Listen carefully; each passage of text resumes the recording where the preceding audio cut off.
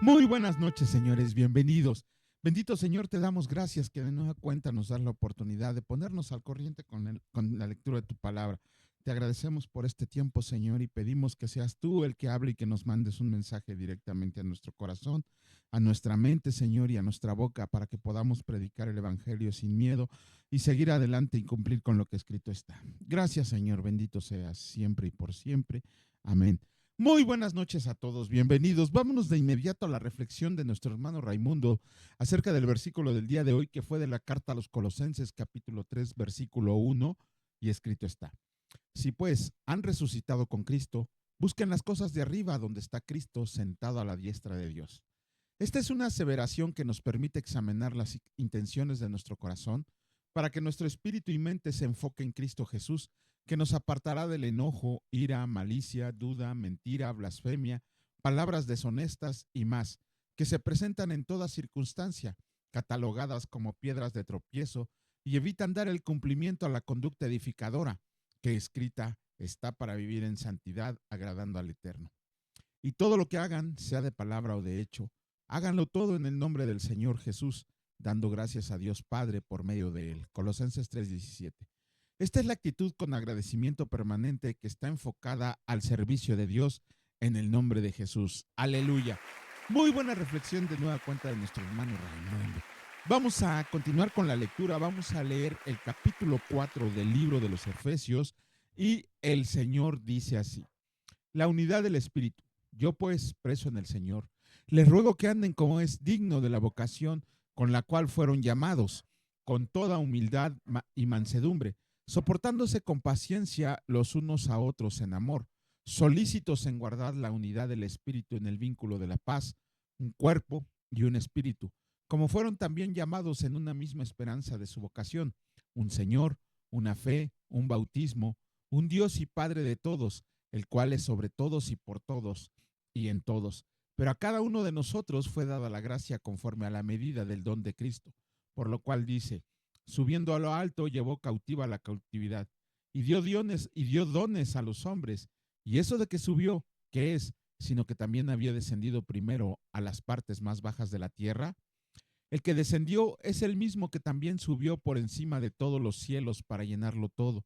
Y él mismo constituyó a unos apóstoles, a otros profetas, a otros evangelistas, a otros pastores y maestros, a fin de perfeccionar a los santos para la obra del ministerio, para la edificación del cuerpo de Cristo, hasta que todos lleguemos a la unidad de la fe y del conocimiento del Hijo de Dios, a un varón perfecto, a la medida de la estatura de la plenitud de Cristo, para que ya no seamos niños fluctuantes llevados por doquier de todo viento de doctrina por estratagema de hombres que para engañar emplean con astucia las artimañas del error, sino que siguiendo la verdad en amor, crezcamos en todo en aquel que es la cabeza, esto es, Cristo, de quien todo el cuerpo bien concertado y unido entre sí por todas las coyunturas que se ayudan mutuamente, según la actividad propia de cada miembro, recibe su crecimiento para ir edificándose en amor. La nueva vida en Cristo. Esto pues les digo y requiero en el Señor, que ya no anden como los otros gentiles que andan en la vanidad de su mente, teniendo el entendimiento entenebrecido, ajenos de la vida de Dios, por la ignorancia que en ellos hay, por la dureza de su corazón, los cuales después que perdieron toda sensibilidad, se entregaron a la lascivia para cometer con avidez toda clase de impureza. Mas ustedes no han aprendido así a Cristo, si en verdad le han oído y han sido por él enseñados, conforme a la verdad que está en Jesús en cuanto a la pasada manera de vivir. Despójense del viejo hombre que está viciado conforme a los deseos engañosos y renuévense en el espíritu de su mente, vístanse del nuevo hombre creado según Dios en la justicia y santidad de la verdad. Por lo cual, desechando la mentira, hablen verdad cada uno con su prójimo, porque somos miembros los unos de los otros. Enójense, pero no pequen. No se ponga el sol sobre su enojo, ni den lugar al diablo.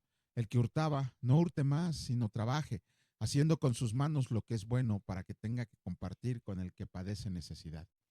Ninguna palabra corrompida salga de su boca, sino la que sea buena para la necesaria edificación, a fin de dar gracia a los oyentes, y no contristen al Espíritu Santo de Dios, con el cual fueron sellados para el día de la redención. Quítense de ustedes toda amargura, enojo, ira, gritería y maledicencia y toda malicia. Antes sean benignos unos con otros, misericordiosos, perdonándose unos a otros como Dios también los perdonó a ustedes en Cristo. Wow, es el, ¿cómo se llama? Este capítulo, acuérdense que de aquí en adelante es cómo deberíamos vivir los cristianos. Si en los primeros tres capítulos es cómo deberíamos de serlo, el hecho, llevarlo a la realidad, aquí en estos tres se nos van dando las pautas para vivir conforme la vida que quiere el Señor. Y en el versículo 11 se nos vuelve a dar una lista de dones, no dotes ni talentos naturales. Dones, es un don de Dios. Ajá. Porque dice el mismo día unos los apóstoles, otros los profetas, otros los evangelistas y otros los pastores y maestros. ¿Quiénes fueron los apóstoles? Los hombres directamente comisionados por el Señor para predicar la palabra y plantar iglesias. Estos hombres habían visto a Cristo resucitado, como se señala en Hechos 1:22. Tenían también, les había dado el poder para efectuar milagros, segunda de Corintios 12:12. Y era un medio de confirmar el mensaje que predicaban, otra vez en Hebreos capítulo 2, versículo 4. Estos profetas del Nuevo Testamento, su ministerio tenía primordialmente la fundación de iglesias. Lo acabamos de leer en el capítulo 2 de Efesios, versículo 20. Los apóstoles a los que se hace referencia en este pasaje de Efesios son solo aquellos que fueron apóstoles después de la ascensión de Cristo. Y luego dice los profetas, que eran los portavoces o voceros de Dios.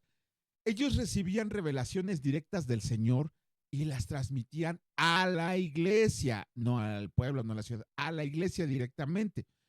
Ellos decían las palabras que recibían del Espíritu Santo y obviamente se convirtió en palabra de Dios. Tenemos que ver que en un primer sentido ya no existen apóstoles ni profetas, aunque se revuelquen y maldigan los falsos profetas y los falsos apóstoles y traten de tergiversar versículos para sustentar sus herejías, ya no lo hay. ¿Por qué?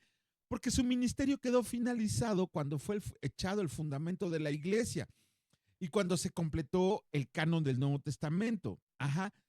Pablo se está refiriendo a profetas del Nuevo Testamento, no a los del Antiguo, ya que estos fueron comisionados por Cristo después de su ascensión. El tratar de compararlos con los profetas del Antiguo Testamento, aparte de que es difícil, es verdaderamente absurdo, no se podría hacer. Luego vienen los evangelistas, que son los que predican las buenas nuevas de la salvación, obviamente, y están divinamente equipados para ganar a los que están perdidos para Cristo. Ellos tienen una especial capacidad para diagnosticar la condición de un pecador. Ajá, ellos buscan en las conciencias responder a las objeciones que se presentan, alentar a los hombres a que decidan elegir a Cristo y ayudar al convertido a encontrar ayuda por medio de la palabra de Dios. Los evangelistas deben proceder de una iglesia local, predicar al mundo y luego tienen que llevar a sus convertidos a una iglesia local donde van a ser alimentados y alentados a seguir a los pies de Cristo. Luego vienen los pastores, son aquellos que sirven como subpastores y esto lo tenemos que entender muy bien porque todos aquellos que se llaman pastores, y ya ni hablo de la herejía de las pastoras, ¿no? Aquellos que se dicen ser pastores, en realidad su nombre debería de ser subpastores. ¿Por qué? Porque Cristo es el gran pastor, es el único pastor. Entonces estos tienen que ser subpastores comisionados para guiar a las ovejas de Cristo. Tienen que alimentarlas por medio de la palabra de Dios. Su ministerio tiene que ser de sabio consejo, corrección, aliento y consolación. Ahora, la obra de los pastores está estrechamente relacionada con la de los ancianos en la iglesia, pero aquí hay una gran diferencia muy grande. El oficio de pastor es un don dado por Dios y el anciano es un cargo que se da por medio de los hombres. Si nosotros pusimos atención en el libro de Hechos, capítulos 20 y 28, vamos a dar que ahí hay muchos pastores, no es un solo pastor en una iglesia local. ¿Por qué? Porque la palabra de Dios nos enseña que la iglesia no es propiedad de un pastor, ni tiene que ser dirigida por un solo hombre. Siempre tiene que haber un consejo de ancianos que administren y un pastor que predique la palabra. Luego vienen los más menospreciados de todos, el ministerio que nadie quiere, el de maestros, porque cuando lo desean y se dan cuenta de lo que implica, se echan para atrás. ¿Por qué? Los maestros son hombres divinamente capacitados para explicar lo que la palabra de Dios dice. Interpretan lo que significa y lo aplican a los corazones y conciencia de los elegidos. Un evangelista puede predicar el evangelio a partir de un pasaje sacado de contexto, pero el maestro tiene que mostrar cómo el pasaje se ajusta al contexto.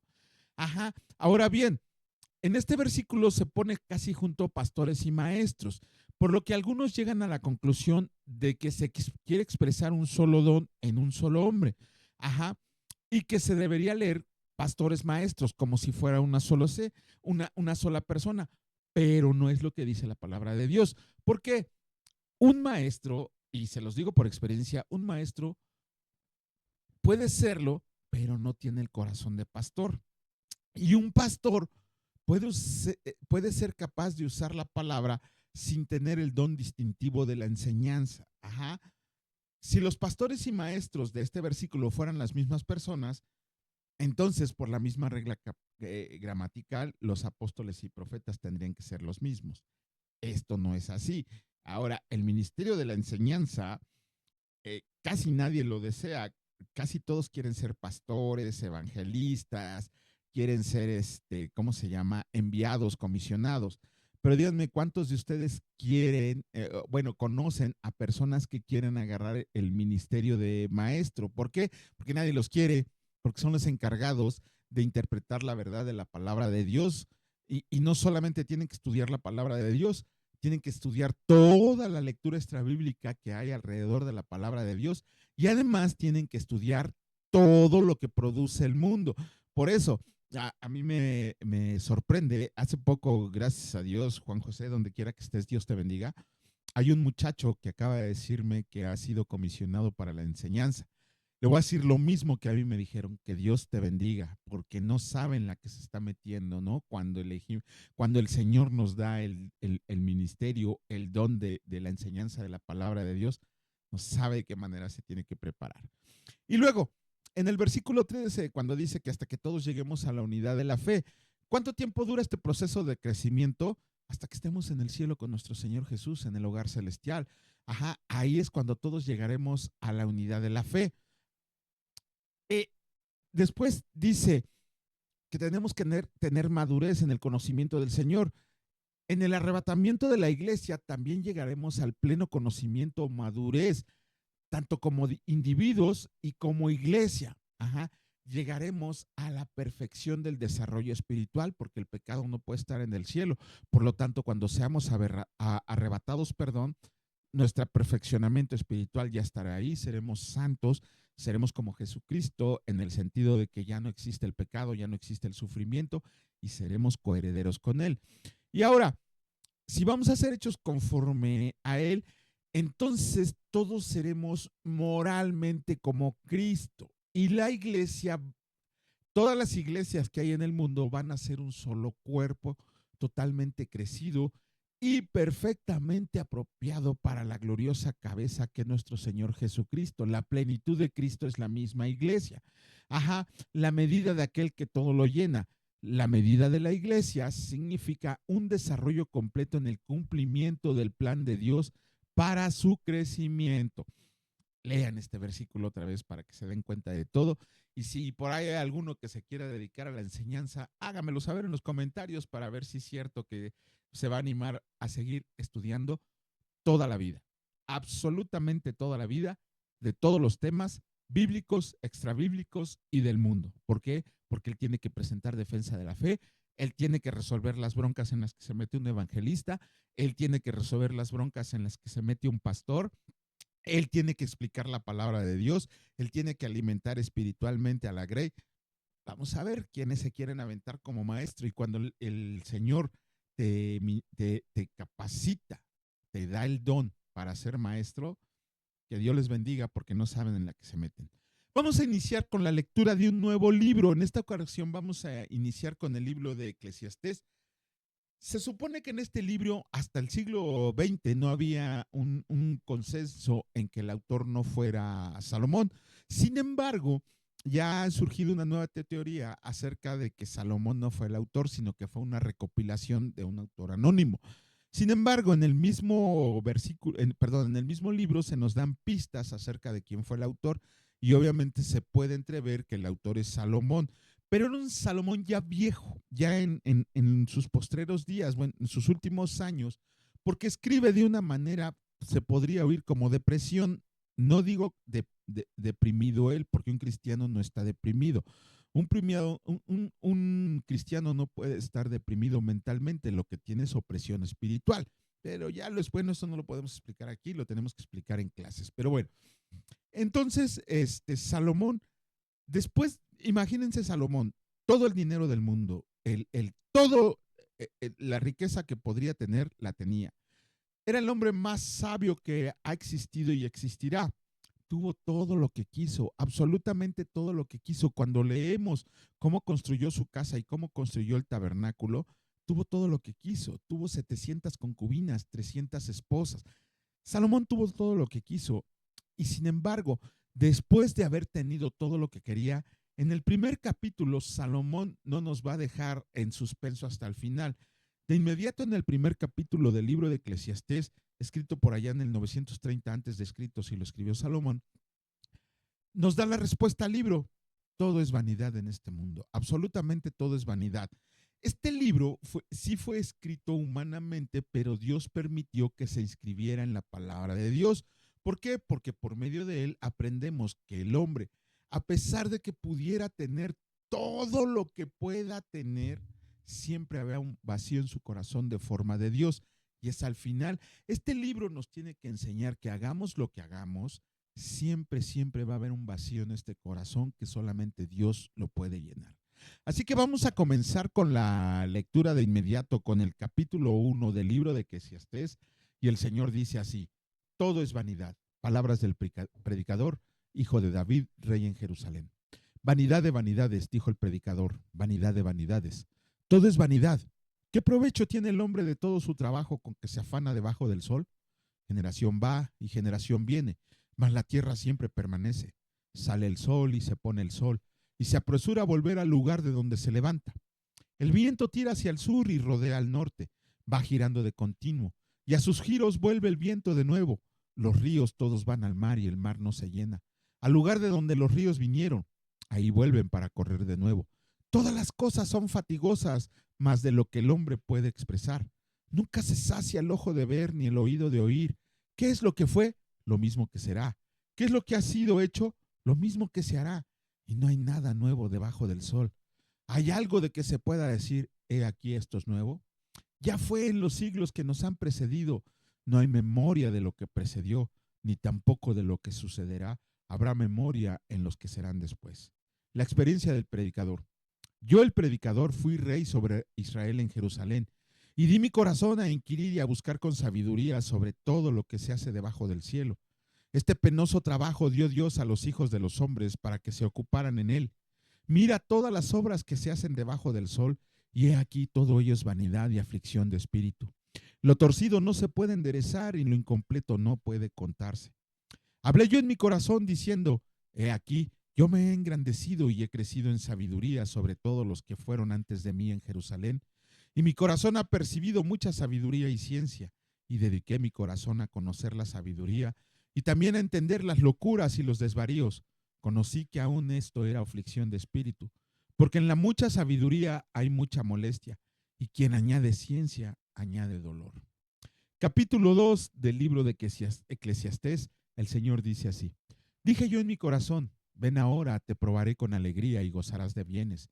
Mas he aquí, esto también era vanidad. A la risa dije, enloqueces, y al placer, ¿de qué sirve esto?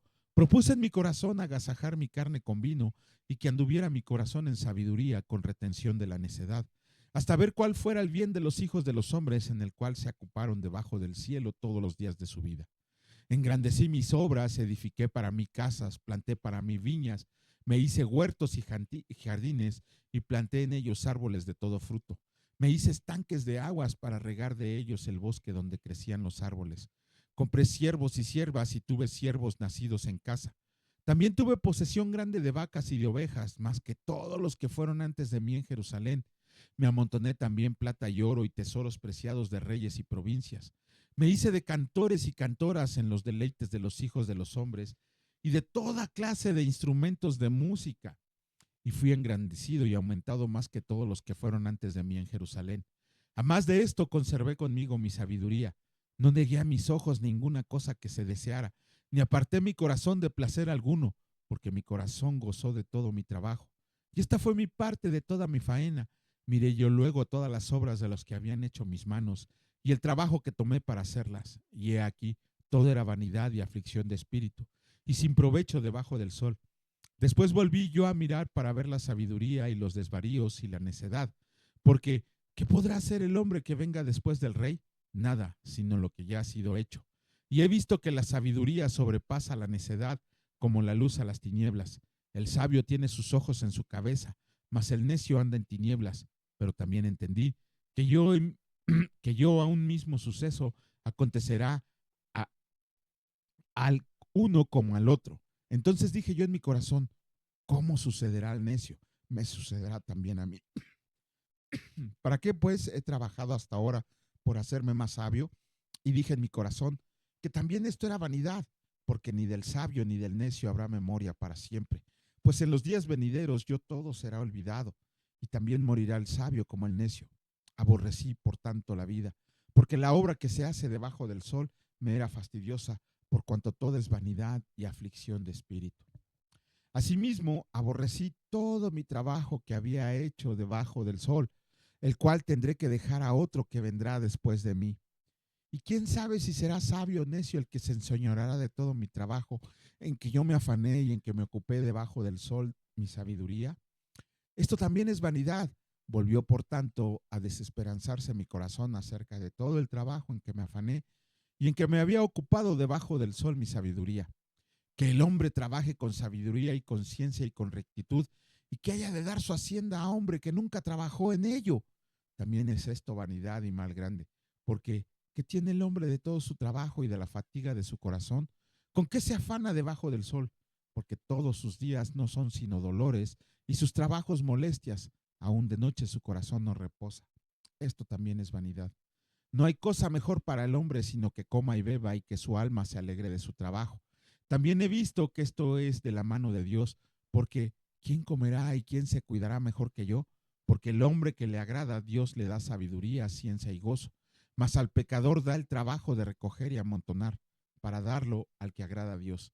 También esto es vanidad y aflicción de espíritu. Una de las cosas que nos enseña Salomón en este capítulo 2 es el afán.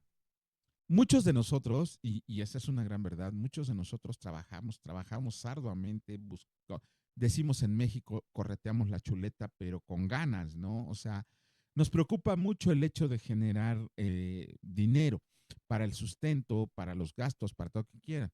Y no está mal, no está mal. Se vuelve mal cuando hacemos del trabajo nuestro Dios o del dinero nuestro Dios.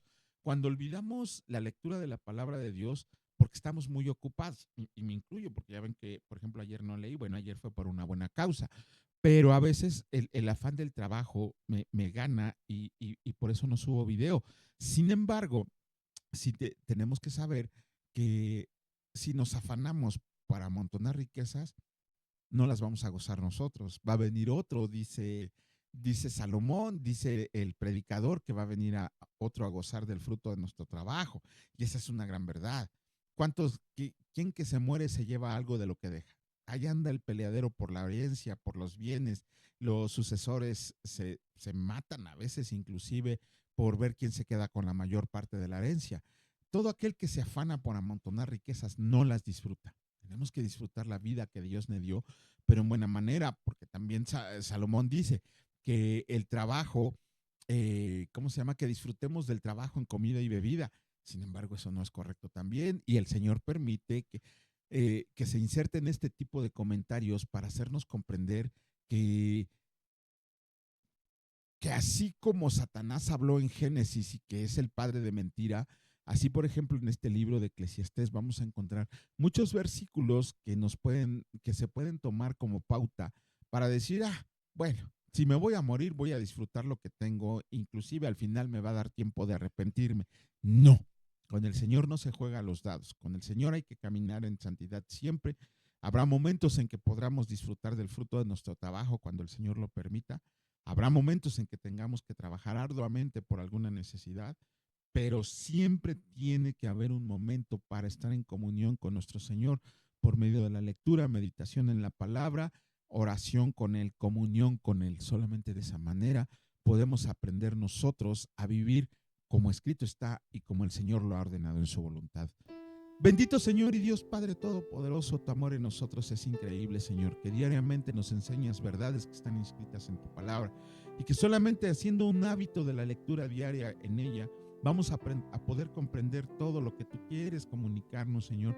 Tú quieres comunicarte con nosotros y somos nosotros los que no hacemos caso, los que no atendemos tu voz ni tu llamado. Perdónanos por nuestra falta de entrega, Señor, y te pedimos que renueves nuestro corazón, nuestra mente, nuestro espíritu, nuestra palabra, para que podamos agradarte y compartir lo que escrito está, Señor, que ese no es un mandamiento, ese no es una opción. El compartir lo que escrito está es algo obligatorio para todo creyente en Cristo. Gracias, bendito Señor, por habernos alimentado, vestido, protegido y resguardado el día de hoy, porque sabemos que en nadie más podemos confiar sino solamente en ti, entregándote toda nuestra vida, nuestras posesiones y nuestra familia. Gracias, bendito Señor, en el precioso nombre de Cristo Jesús. Bendito sean por siempre y para siempre. Amén. Que la gracia sea derramada sobre todos sus seres queridos, que no nos olvidemos que nosotros tenemos que compartirles el Evangelio para verlos en el cielo disfrutando todas las bendiciones que el Señor tiene reservadas para sus santos. Si Dios lo permite, nos vemos el día de mañana. Cuídense mucho. Hasta luego.